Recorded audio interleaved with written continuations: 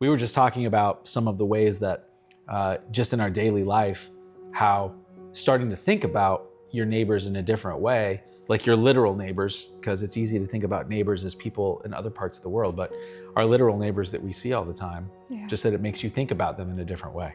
Angie and I, when we were out walking the dog, and we started thinking about how often we would see people that we didn't really know, and we would just kind of, you would pass on the other side of the street because you didn't want the dogs to get involved, right? Of course. But then we thought, well, what if we just go and say hi and introduce ourselves? And so we started doing that, and then just really, it was amazing. Every time we go on take the dog for a walk, we would meet, 1, 2, 3 different people, or even families sometimes. It's just, there's so many opportunities, I guess, to meet people and to engage. So what happened when you approached the neighbors with the dog?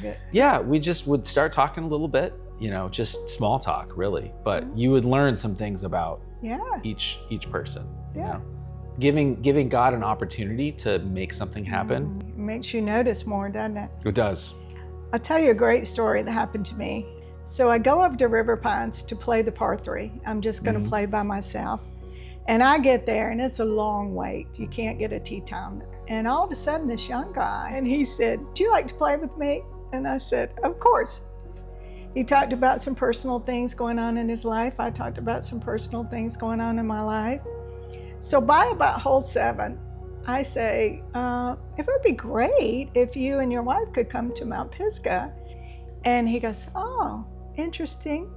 So he goes on to tell me a story where they had both been hurt by the church, not Mount Pisgah, but a church. But by hole 9, he said, "I'm going to remember that." He remembered my name, got the information, and I'm just praying that they'll show up there.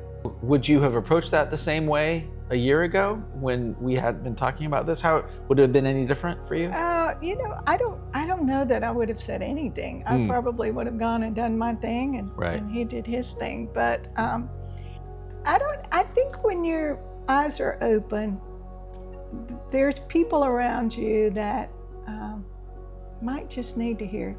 I think it just taught me that no matter what age, what stage you are in life, everybody's got life experiences.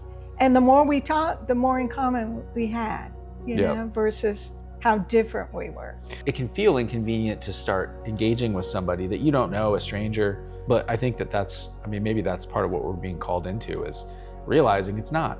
And there's a lot of joy and really great conversations and relationships and things that we don't even know about. I think, we're not paying attention. Matt always challenges us as you go. And that's one thing I've really focused on. Wherever I am, I'm looking, just to have a conversation, because I think that's what we're all looking for, that connection.